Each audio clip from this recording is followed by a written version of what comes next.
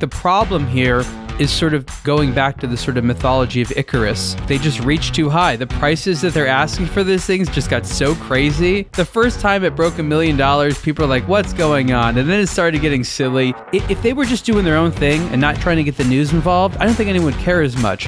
But they're actually trying to pretend that this is like financial news. And when they do this, it just really begs for that level of scrutiny. So all the auction houses either need to stop calling for this attention or really try to appear responsible and take seriously situations where they're selling something which has been determined by hobbyists not to be entirely authentic.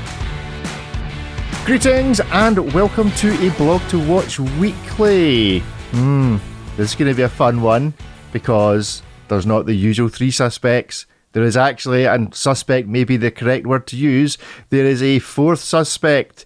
Jose, also known as @Pereztroika Perezcope himself, joins us this week. A man who has been in the news himself. I've seen your name, your handle, emblazoned on many a newspaper and many a watch blog, Jose, but you are joining us to actually have a chat. First of all, how are you? I'm very good, thank you. It's it's been interesting few days. A lot of messages I received, and it's been very interesting. What were the best messages? Well, I mean, most of the messages are, like support and like saying, oh, you have been vindicated by the, by what has been reported. And people want to even want the mainstream media to talk about more of my stories. The best place I reckon to refer to this is your own website for the information on this particular story. So before we say good morning to David and Ariel properly, Jose, tell us where the best place to look for those that maybe aren't quite up to speed with this story. Well, I mean, meanwhile, the story is even on CNN.com, which is like really interesting. But the story on CNN.com is very reduced and limited to the facts. So they didn't say where the story broke first. They didn't give me any credit. They didn't give any credit to the newspaper in Switzerland that broke the story first. So it's very, very focused on the story itself. But, it was on Bloomberg, it was on Neue Zürcher Zeitung in Switzerland, and of course on my website. And what is your website?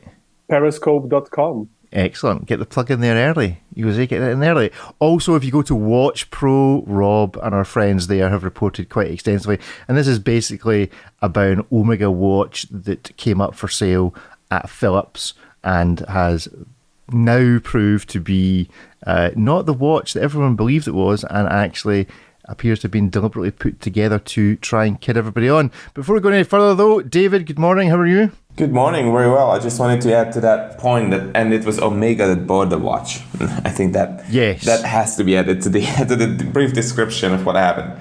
I'm very well. How are you, Rick? I'm not bad at all. And Ariel, how are you? I know that in top of all of this, you actually just really want to speak about Spiderman. Yeah.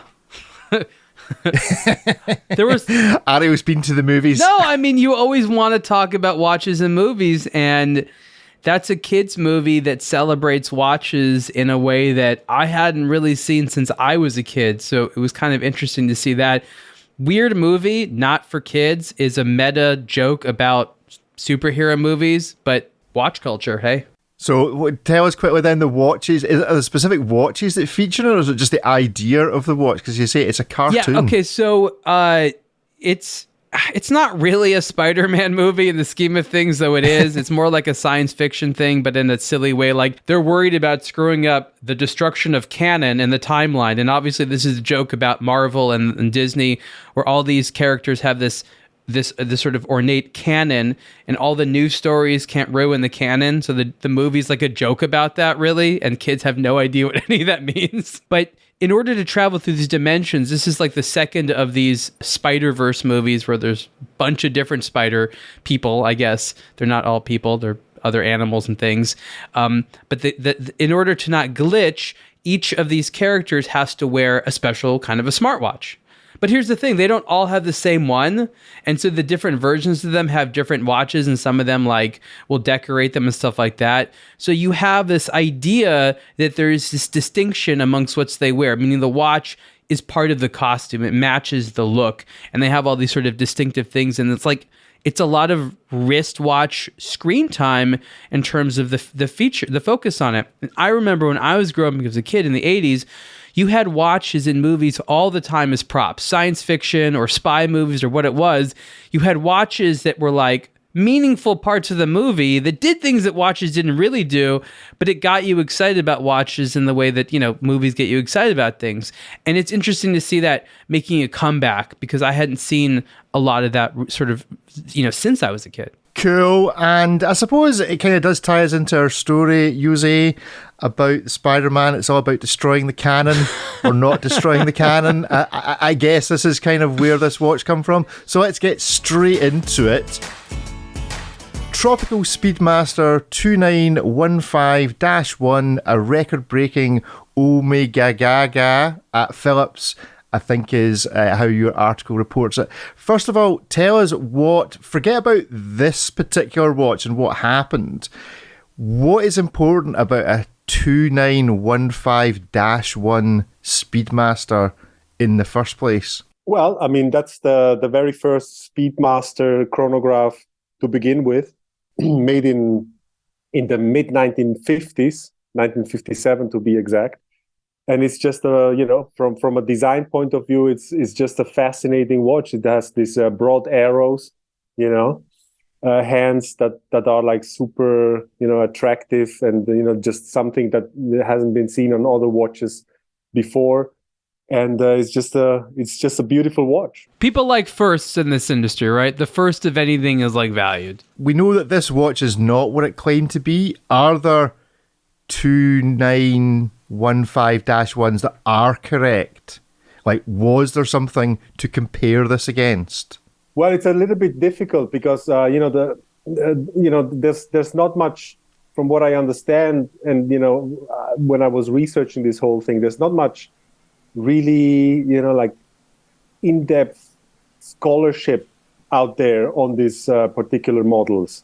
One of the most important parts of this watch is the bezel. And everybody's saying something else. Like some people think that these bezels are original, while other people say they are fake and reproductions or whatever, or service bezels. So surrounding the bezels, there's a lot of mystery whether a bezel is original or not, and a lot of the value of such a watch lies in the bezel. Okay, so take us to the next stage of this story. We have a potential watch that is a celebration of the first of a thing, as Ariel says. That's what's valuable. And this watch appears on the scene. When did you find out about it? Like, when did this first pique your interest? Was it prior to being sold or after it was sold? So I didn't even, learn about this, multi-million-dollar auction before I was sent pictures of the watch, how it looked before it was auctioned.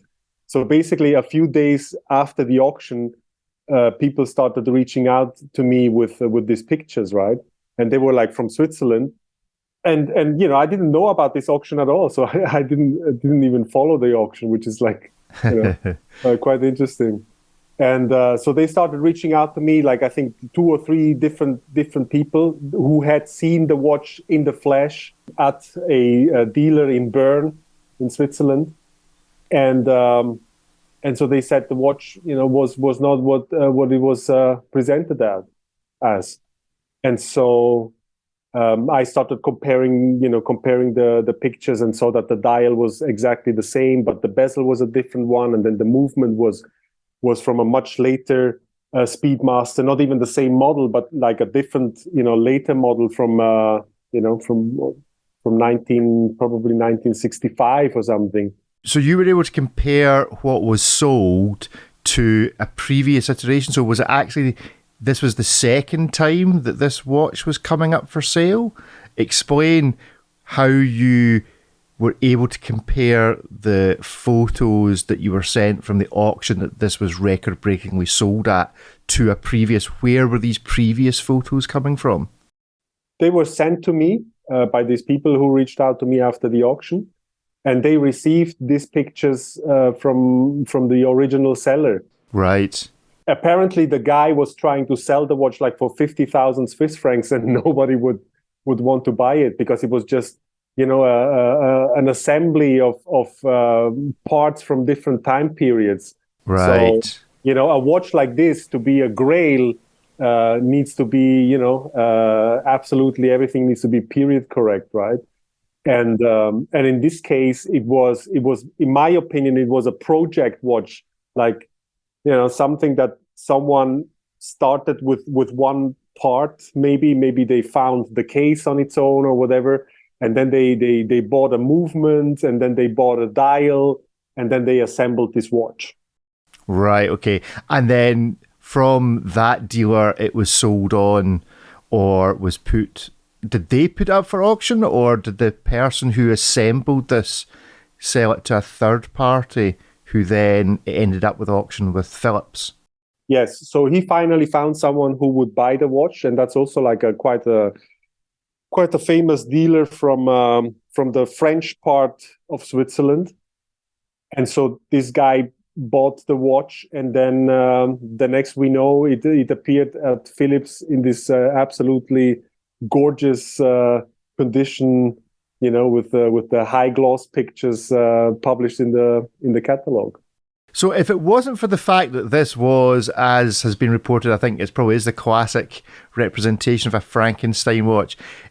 This might be a bit of a weird question, but if it wasn't a Frankenstein watch, like if you hadn't been able to spot, and all the experts, that this was cobbled together, would this have been worth what it was sold at? Like, if this was the real deal, is it worth the 3 million euros or whatever it sold for if it had been the real thing?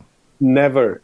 Now, so Never. Even if this had been the first of a first and all the rest of it, it was still a stupid price for it to be sold at. Stupid price, and I think that's what made a lot of people question this auction, because it was just so over the top. I mean, a watch like this normally would fetch, it was in a the dial was beautiful, looking at the dial, this nicely tropicalized dial, so even. Also, nobody has seen, a nice tropical dial like this in a watch like this, because normally, if you look at the tropical dials that are out there, they all have freckles, so they are, unevenly tropicalized. So, and this one is like really, completely even, even to the edge of the dial, where you would say, basically the edge of the dial would be underneath the inner bezel.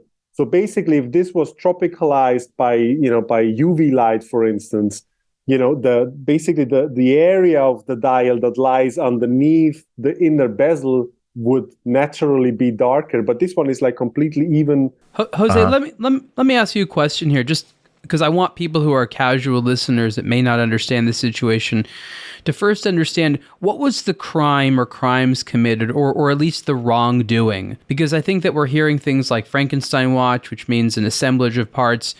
Obviously, this is something that went for too much money at auction. There was sort of some type of a made-up story here. But help explain what the crime or crimes or the wrongdoing is.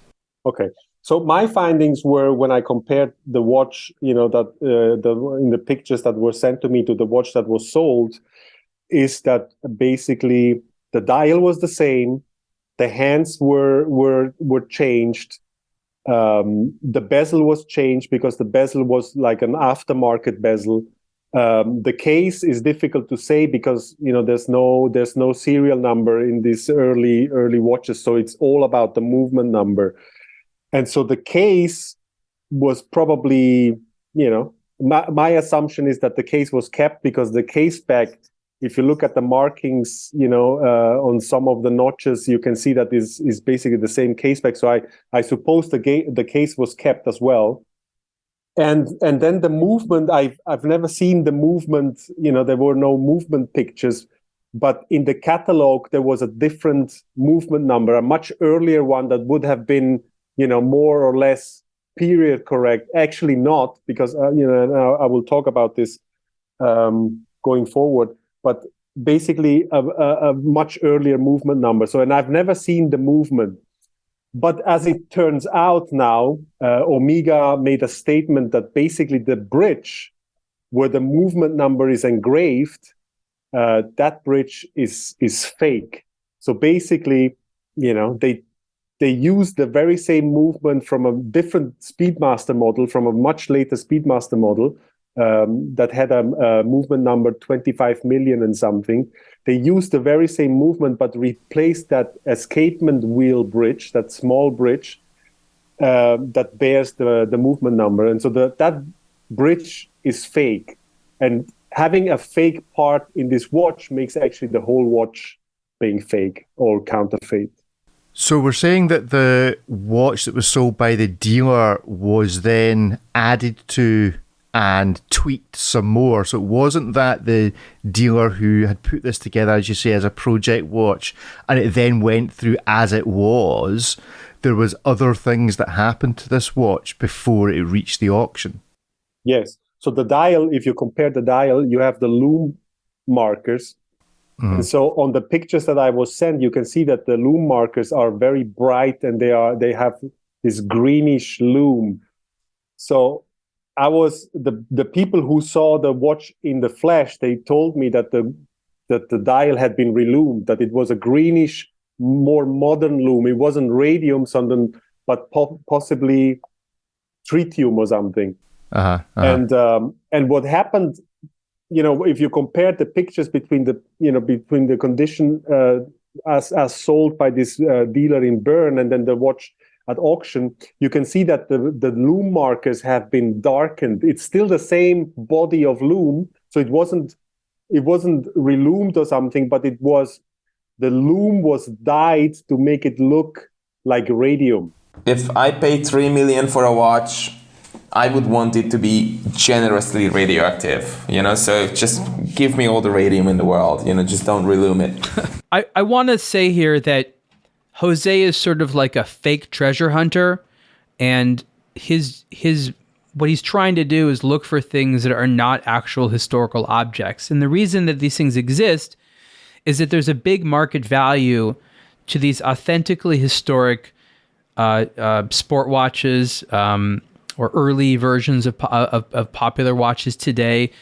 There's a special set of collectors out there that really places a high value in these sort of rare antique prototypes or sport watches that remain in good condition. And so there's this incentive for criminals out there to create watches that look as though they may actually be these rare old sport watches, but they're not. They're fake in the sense that they are made to look as though they are old. Sometimes they use real parts mixed with new parts. Sometimes they're all new parts. They are artistic forgeries, carefully designed to cause confusion and make people think, well, what if it is real? What if it is real? Even if there's doubt with a lot of these historic objects, it's quite difficult to actually say something was made or wasn't made because there wasn't good record keeping.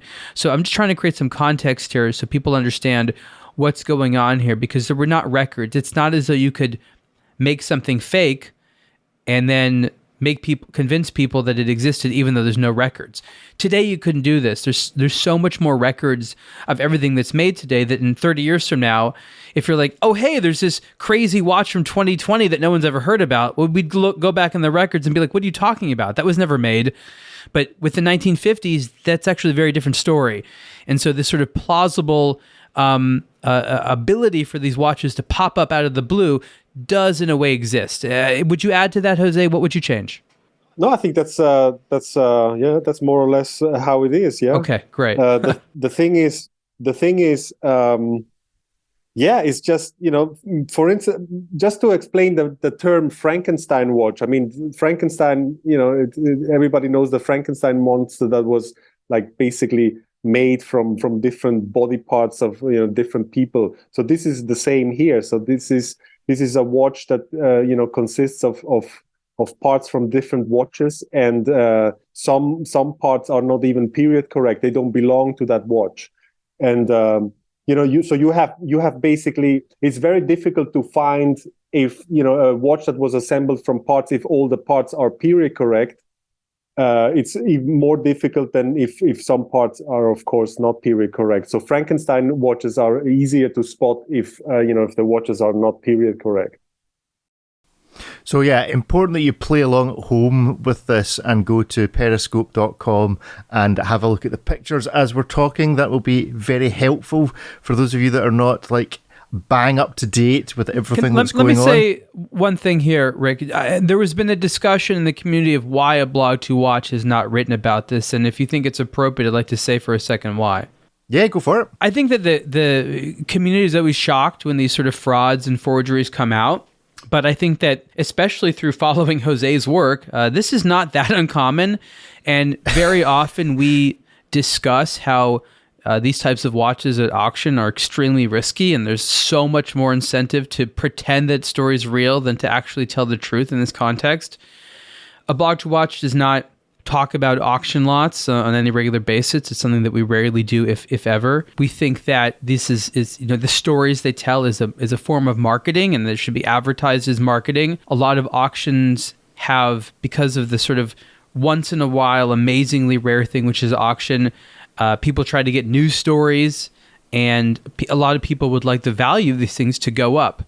And that's not really the sort of business aBlogtoWatch is in. We want to talk about basically buying watches available at retail price or on the pre-owned market and getting interested in brands. If you're interested in sort of the shock of highly priced exotic items at auction, that's just sort of a different type of thing that we're talking about. And we don't really like to talk about every crime which is committed in the watch industry because, frankly, there's a lot. So I think it's great that people are talking about this. I think that they're great that there's a scrutiny. People like Jose who do this investigative thing, the system of checks and balances, because it doesn't really exist. There isn't a real system of checks and balances in this sort of luxury auction world. And unfortunately, people like Jose are demonized at times because they're calling people out for this. But in reality, this is consumer protection. This is guerrilla consumer protection, and we're a consumer publication, and so this should be celebrated and it should be made more available, not less available. 100%. So Indiana Jose, as we're now calling you, the hunter of fake artifacts. I will be seeing that movie in 2 days. They'll be watching that, Hamilton. Ariel suddenly got into this aBlogtoWatch watches. All of a sudden, it's suddenly clicked. Asked after like every flight. I do. Right, Jose, it will. People will notice that we are largely talking about the Omega side of this, and we'll come into a bit more as to what's happened, and that we're not so much talking about the Philips side of it. Now, it's important to point out, first of all, that I think we're only at the very beginning of this story. I think this is caught into the mainstream media in a way that could create a pretty existential risk to watch auctions in general. Let's hope so. Going forward. Yeah, I think this is the foothills of what is going to happen in this market.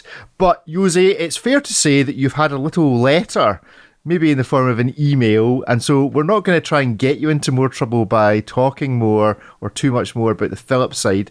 But I wonder if you'd just like to take a chance to just go into a little bit of detail that you're happy to do so on this side of the story. Yeah. So early May, before the auction in Geneva.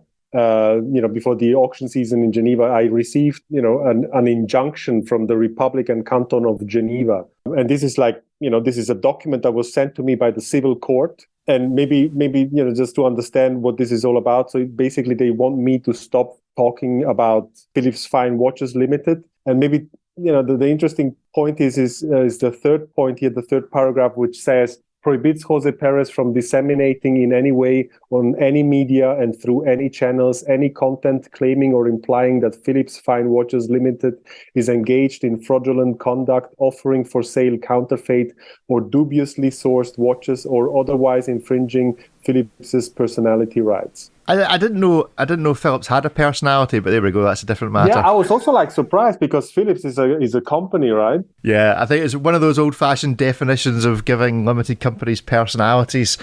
in order to protect them. So we'll leave it at that. Well, I mean, look, there's nothing here that we're calling Philips out on specifically. We don't claim that they're in any unique situation. We simply claim that there's an incentive for businesses like them to create stories and to push value around them. I think the problem here is sort of going back to the sort of mythology of Icarus, where they just reached too high. The prices that they're asking for these things just got so crazy. I mean, the first time it broke $1 million, people are like, what's going on? And then it started getting silly. They just reached too high. The tower got too tall. They got too close to the sun. And it's just going to collapse at some point. Like, need to have discipline. We can only make so much money. If we make too much, we're going to call too much attention. And I think that that's what's happening right now. It's just this fractious relationship with trying to sort of exploit, but not exploiting so much that they get called out. That's what's happening here. They never really understand what's not too much. You know, they trying to get the financial media to constantly cover them. I mean, if they were just doing their own thing and not trying to get the news involved, I don't think anyone would care as much. But they're actually trying to pretend that this is like financial news. And when they do this, it really begs for that level of scrutiny. So all the auction houses either need to stop calling for this attention or really, really try to appear responsible and take seriously situations where they're selling something which has been determined by hobbyists not to be entirely authentic. Yeah, this also raises two questions. One, who had what motive when they bid so high? Why did this reach this price point? What do we think? And two, what is the responsibility, and shouldn't there be any from auction houses when it comes to, like you say, Ariel, bringing these to the public and offering them for sale and charging, an arm and a leg and so much more in terms of buyer and seller's premium. So again, what was the motive and who's responsible? Yeah, I mean, auction houses are always going to lean on the whole buyer beware thing as a way of, just getting rid of any risk of what actually happens. But I do think the motive thing, and we'll just touch on this now. So to explain where the story then went, and David, you mentioned this briefly earlier on, it was Omega that bought this watch. So it appears to have been a situation because 3 people that used to work for Omega that were involved in this watch no longer work for Omega in various capacities, both quite senior and actually quite senior capacities. And those same people, one would assume, were also involved in encouraging, and I believe it's how it's been reported, in encouraging Omega to buy this watch in the first place. So it appears to have been an inside job basically from start to finish in terms of people who could give this watch credibility from the Omega side, giving it that credibility on the one hand to presumably the auction house and those that they know that, because I don't know if plan A was always for them to effectively buy their own gear, or whether that maybe came along later on. They thought, wait a minute, we could effectively cover this up by buying it ourselves, because no one's then going to look at it. It's going to go and presumably sit in a drawer or in a glass case in the museum somewhere, and no one's ever going to be allowed to touch it again. I have to comment here. I think that this is a situation where Omega got taken advantage of. It is very frequently the case where companies have their own heritage departments, and Omega happens to have a museum. They frequently have to purchase items from these museums, and it's very natural that they're going to want to stock their museum with the best stuff, and they have to sort of outbid others, and it's normal. And for many, many years, watch brands have been buying their own watches at auction. None of that is new in any way, shape, or form. But what is a little bit newer is these extremely high prices. And, these brands, especially the corporate ones, can have some deep pockets. So they can get duped into spending a lot of money on watches that they feel, whether through one person there or collectively, we need to own that. Oh, that's that really special one. Well, of course we need to have it. And so there are criminals that can make out because they know that brands are frequently buying these things back. So you could have a coordinated effort where Omega is doubly the victim here. Not only do they look quite embarrassed for purchasing something like this, but they're the ones that spent the money on it when All they were trying to do was this sort of noble thing of have a great Omega watch for their museum, their heritage collection. They can make future re-releases on it and cool stuff like that. So I think that this is just showing how this auction system can take advantage of certain types of buying behavior and available money out there. I mean, if there's money being spent on something, fakes will be made. we know that happens with watches. Why are we surprised when it happens in this way? Yeah, but I think there's something that needs to be mentioned here, because there's nothing. I don't think there's nothing wrong with brands buying interesting watches for their museums. I mean, this started in the early 2000s with Patek Philippe, when they started thinking about making a museum, and then they started buying all these crazy pieces at auction, and that's why prices started to rise like crazy. But I think in this case there's this other thing, that basically it wasn't disclosed that it was Omega or bidding on the watch. The official story is that the watch was sold to someone in China. And, if you have been following the news, I mean, when Neue Zürcher Zeitung broke the story, Neue Zürcher Zeitung is a prestigious Swiss newspaper from the German part of Switzerland. And so they did their own investigation, reached out to Omega, reached out to the auction house, and asked for statements. And so, when Omega made a statement, basically they told the story, what happened with all these insiders, that they were duped and everything. But the story that they actually bought the watch themselves came out only 2 days later in a separate statement. Well, hold on, Jose. First of all, I don't deny any of the things you're saying, but it is not abnormal for these brands to not disclose everything. These watches, if they have this value, they're frequently targets for theft. These museums are frequently robbed, as we know, and it's not a good situation. They have, and these auctions frequently are purchased, there's proxies, and we don't know who's actually bidding. Like, I don't support that, but that's just a part of the thing. So I don't think that any of that behavior by itself necessitates sort of a wrongdoing by Omega. I hear what you're saying, but I think that is just sort of part of the suspicious behavior which occurs with watch auctions in general. I really think here that Omega was a victim. I don't think Omega stands to gain. Going back to what Rick said, incentives. They don't gain anything by doing. Every Omega watch at auction doesn't benefit them; it benefits the auction house. They only benefit when people buy new Omegas. That's pretty much it. And so I really see Omega here. And again, the story more than me, but from the evidence I've seen, from what you're talking about, it does seem that Omega is just trying to, corporate save face. They don't want to look silly. No one does, and they just, normally say less than the whole story, right? Yeah, of course. I mean, I think it's in the first line. It's probably more damage control than anything else. It's sad though. It's sad and it's embarrassing. And honestly, I think the problem is that there's these huge amounts of money associated with it. These watch auction houses are responsible for these $1 million price valuations, and it got crazy. No one who's been buying and collecting these things for years takes these prices seriously, and it's attracted so much nefarious intent, so much criminality, that this is just one of many, many things, and it's going to continue happening. So what do auction houses do, David? You've been in and around this for long enough as well. How do auction houses respond to this? Do they just need to sit down and shut up about it? Let the market recover?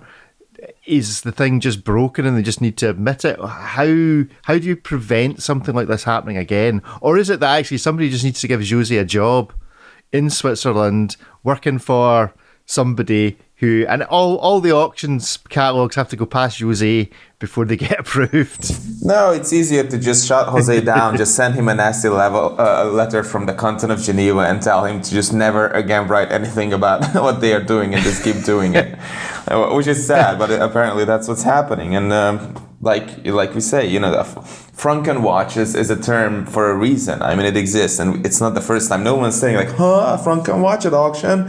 I've never heard that before. It's happening, and it's been happening for so long. And I just wanted to touch on one thing. And again, generally speaking, it could be said that it's good for a brand if news break about a record-breaking watch that they made decades ago, and that it's so desirable, because it implies that the brand itself is desirable for the collectors, for the connoisseurs who know what they are doing. And again, people who are contemplating buying a Speedmaster and then whatever else for like 7K or 8K, they will go to the brand that has that sort of collectibility and say, if I get it now, maybe it will be worth later on so much more, and it's a good investment, and people like the brand and they trust it and whatever else. So it's good for the image of the brand, and this is why we've seen, and again, it's basically any number of high-end brands that you can think of from the luxury segment buy their own watches at auction, and they have their own museums most of the time, right? That happens all the time, and part of the reason for that is definitely to boost their image. Well, there's sure to be a lot more coming out of this story. We will keep in touch with Jose about it. But let's actually talk about a watch which goes back, and it's probably, to a large extent, the sequel to the watch that maybe created this problem in the first place. And this was Rolex releasing what effectively everyone's calling the new Paul Newman. Rolex revives the Paul Newman with a new Le Mans-inspired chronograph Daytona, the 126529 LN, as reported by Sean on aBlogtoWatch. Somebody draw me a line between the auction of the original Paul Newman Rolex and what has happened with the story that Jose has covered. How are these things all linked together? So basically, what started the craze and why, in my opinion, watches have become so difficult to get, especially Rolex models, is the auction that took place in 2017, where Paul Newman's very own Rolex Daytona Paul Newman was sold. So Paul Newman had a dial with this, had a watch with this. How was it called? The Paul Newman. Well, it's the Paul Newman dial, which is the weird thing. It's difficult to describe it in any other way other than it's the Paul Newman dial. Maybe Ariel remembers the name. You mean the style of the dial? Yes, there's another name for it, not Paul Newman, but something else. Oh, yeah, it was something silly. It was like, it wasn't, what was the name of it? It'll come to me now. I know what you're talking about. Yeah. It's the Rolex name. They wouldn't have called it that. Yeah, exactly. So basically, when this watch was sold for like $17.4 million US, including buyer's premium, I think that started the craze where people thought when they buy a Rolex, like in 30, 40 years, it will be worth the same. And I think that's what happened. Rolex called it the exotic dial. Exactly. I think that's what you mean. Exotic, that's right. I wanted to say Jubilee dials. Like, that made no sense because of the bracelet. It was something silly. Just call it an oyster. That's what they do. Just call it an oyster. Oyster dial, oyster graph. Oyster case, oyster bracelet, everything. Oyster. In what way is this exotic? It's not regular. All right, okay, because it's not regular. That's it. That's our definition of exotic. That's not my definition of exotic, but maybe that's just being a Scotsman stuck in the rain all the time. Exotic is beach and nice drinks in the sunshine, not squares at the end of rectangles. Anyway, so this new Daytona, I think this caught everyone by surprise. Rolex actually doing an anniversary and calling it an anniversary. And is it limited edition as well? No. I mean, it's limited it edition. It doesn't need to be. But it's funny. It's like, it's a big deal. They printed a different dial, used some nail polish to paint the 100 marker on the bezel red, and changed the hour counter from 12 hours to 24 hours. And it's funny. I like to drive cars very much, and I also have a little simulator at home, and it can get pretty intense. And at some point I was wearing a chronograph, and I remembered, because I was writing about the Daytona at the time, about how Rolex claims that the Daytona allows the drivers to plan out their strategy and keep track of lap times. And, you know, I'm there just steering like crazy and all the rest of it, and just super into it, lapping within like 0.2 of a second consistently, and even less than that. You know, like you're super focused.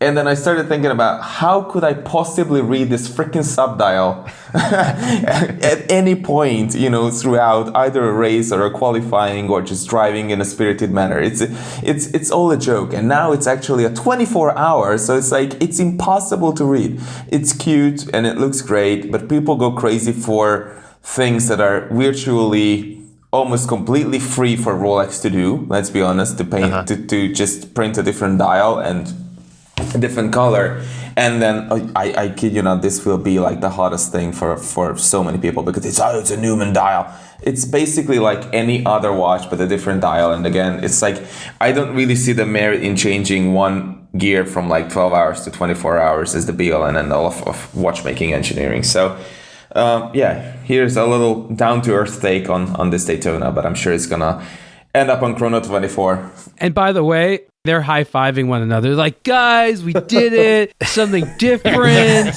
We celebrated something we like.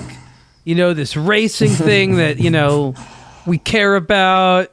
Hey, look, another open case back. And it's so much fun. It's $50,000. Like, that. So, like, you're so right. David's right. But to Rolex, they're celebrating that, they're patting themselves on the back. This represents the new era. This is a youthful thinking. You know, this is kick ass to them. Well, you know, somehow they went back to the roots, right? Somehow they did it again, Jose. How do they keep going to this? How do they keep digging deeper and deeper and deeper? You know, from a historic point of view, also, you know, referring to Le Mans for the Daytona is quite interesting, because originally the watch, you know, this chronograph wasn't called the Daytona, it was called Le Mans, I think.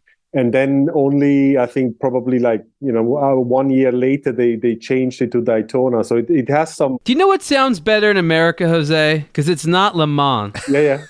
Just saying. The whole brand name was designed to sound great to say. That's the way they think. I do think it's incredibly weird that a watch that's named after one race is used to celebrate another race. It's just we're going to use this Speedmaster and we're going to celebrate it going democratic. To Mars. Rolex says it doesn't matter what race you like, we're into you. Buy our watch, race lovers. Buy our watch. Just buy it. Yes.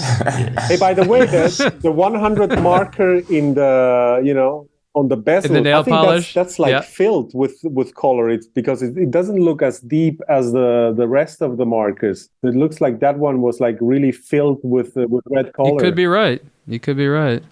It's probably literally nail polish, and the rest are PVD platinum or something like that, because that's what Rolex uses on these Cerchron bezels. Let's not forget. You remember when we talked about the puzzle dial, and I talked about some of the legal reasons why Rolex might want to do this.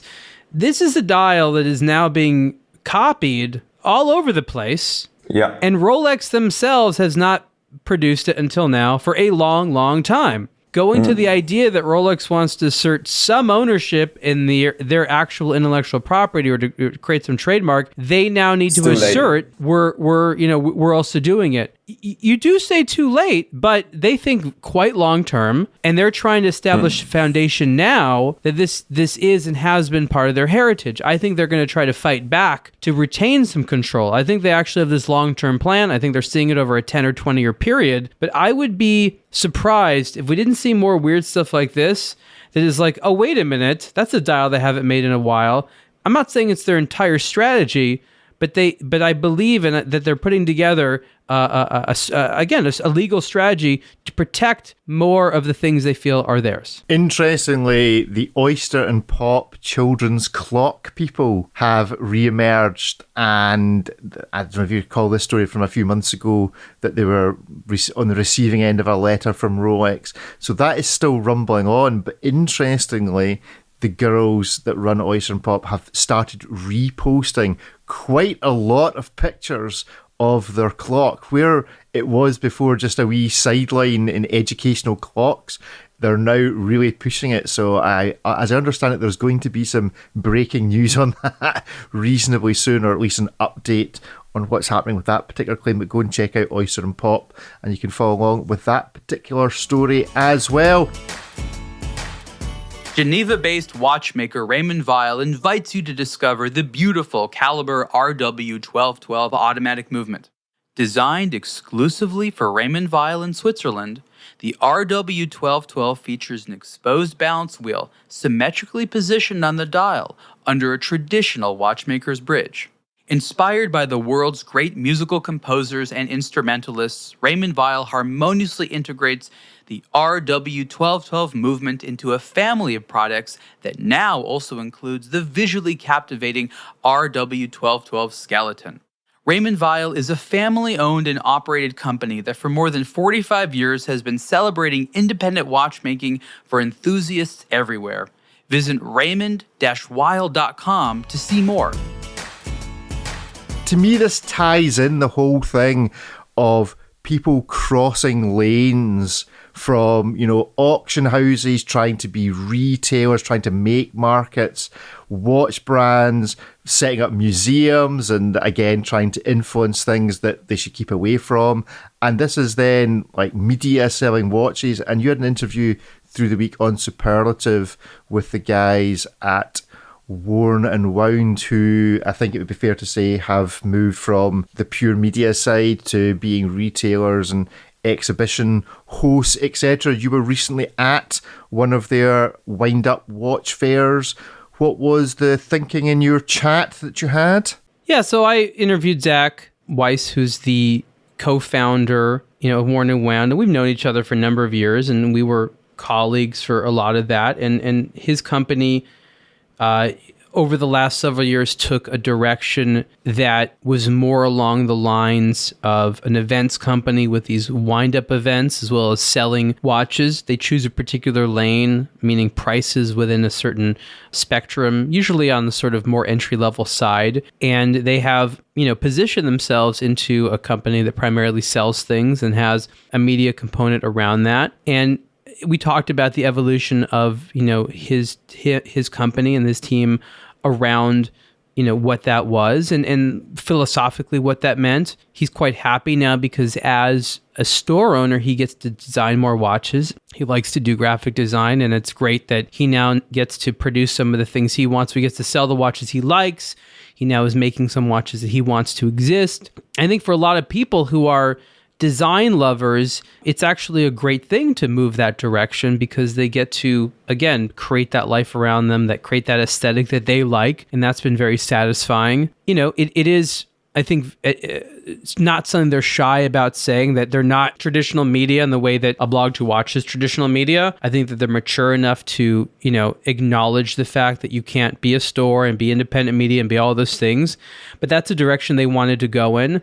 I think that the wind-up events not only proved to be popular, but proved to be an interesting challenge to them. And I think that there are a lot of smart guys there that like challenges. And they saw an area that they could grow. There's very little to grow in doing business with the Swiss for an American media company. They're just not a lot of areas you can grow. But there are areas to grow when it comes to making events around the country where Swiss and other brands can come and show off their goods. That's something they understand. And so they found an area they can grow. There's a lot of challenges around events and interesting problems to solve, as I said. And so it was very interesting to talk about how they're wrapping their minds around this and doing something that there was a need for. We mused about the fact that, the Swiss never could really agree to do something like this. And it really sort of took people here on American soil to do it. And I think that's the same case anywhere. In the UK, it's going to take a UK outfit to have events there. In any other part of the world, it would take some type of local organization to facilitate those types of events. And that's what we've seen. And again, I think that's an interesting opportunity. If there aren't events in your locality, in your country, you might need to start it. Otherwise, it's not going to happen. So I enjoyed that. And I also like to see where their business will go, where our business will go, and where the intersections will be. Great. So go and check out that episode of Superlative if that whets your appetite. We've not got a lot of time left, so I'm going to ask David, you were at Breguet. What did you discover at Breguet? Did you introduce them to the world of modern smartwatches?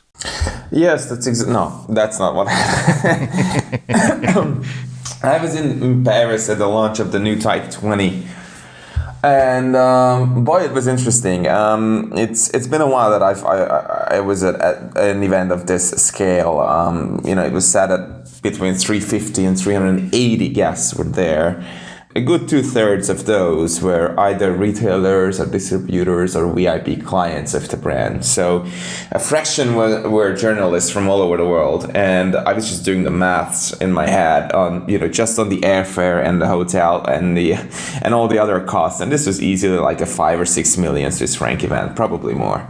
That's a very reserved estimate. And again, it's a huge event held in Paris. We visited the museum where there were a number of Breguet planes, of all things, actually, and some Breguet instruments as well on display, which was very cool to see. And we went a good day and a half, maybe more, before we could see the watch, and it was unveiled after a super long dinner at like close to midnight. So you can imagine, like everyone's like, okay, well, when are we going to? Is there a new watch, or are we just here to like enjoy Paris or whatever? And so finally they revealed the new watch, and it was interesting because it's been so poorly received overall. I mean, if you go to the brand's very own Instagram channel, it's not like what we write or other people write or whatever else. It's just regularly and consistently criticized overall for its size, for its date window, and whatever else. And don't get me wrong, it's not a perfect watch. Very few watches are. A fraction of a percent of watches come even close to being perfect, but as far as I'm concerned. But this one, many people mocked at the date window and the Swiss-made text location on the dial, which is at 4:30. Both of them are.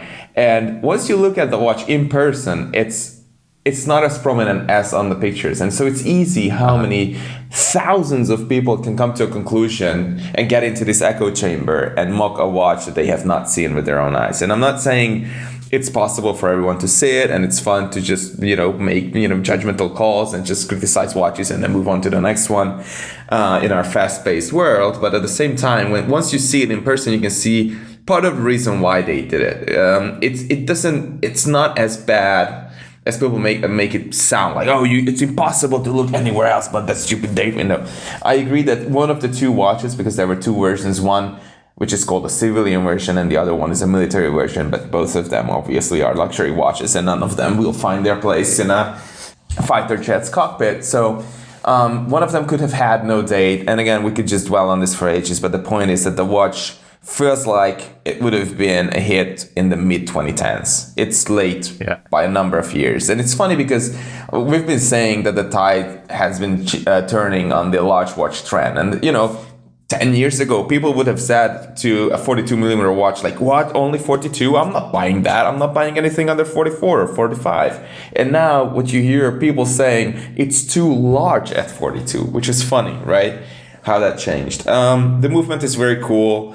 In a sense, it's highly engineered, it's high spec, it's 5 Hz, it has a new reset mechanism, it's overall nice movement. But again, the packaging feels like a step back from the Type 20 that we know and love from the 1990s onwards.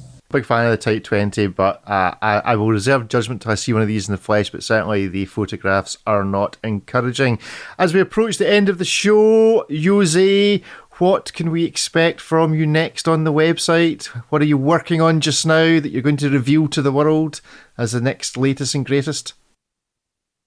I'm working on a new article, and it's about pre-Rolex Submariner diving with Rolex Oyster watches. So there was this Italian expedition in 1952 to the Red Sea, and it turns out they were equipped with the same watches as the Mount Everest climbing party, and they used these watches for diving.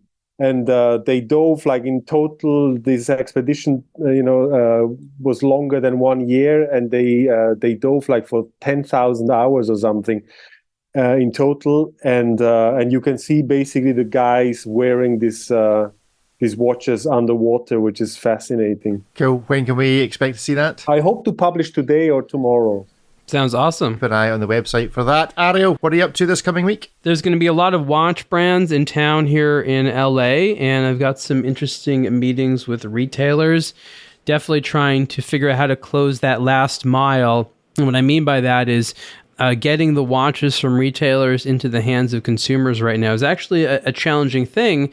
There's a lot of brands that just sort of aren't really able to connect to the consumer and communicate that. So I'm doing sort of a study to figure out in the era of the internet what a lot of the retailers are doing, and then some of the interesting things that we'll be doing is featuring some of their stories, because I think everyone here agrees some of the greatest stories that aren't told are the retailer stories. The people, the way they got into the business, what they do on a regular basis. I mean, just David and I's adventures talking about interesting retailers. You guys probably have your own. So figuring out how to get these individuals to tell their stories and how to bring their businesses in the modern era is one of my many side projects. Good stuff. And David, did you have to return the tuxedo that I saw you were wearing at the Breguet show?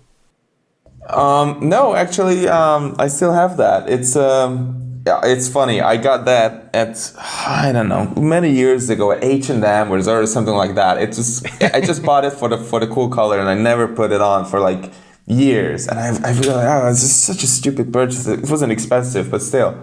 And then I realized it's the perfect thing for black tie things. So I was like, I'm so happy I got away with like $80 for like a actually rather smart looking thing. So yeah, I was thrilled.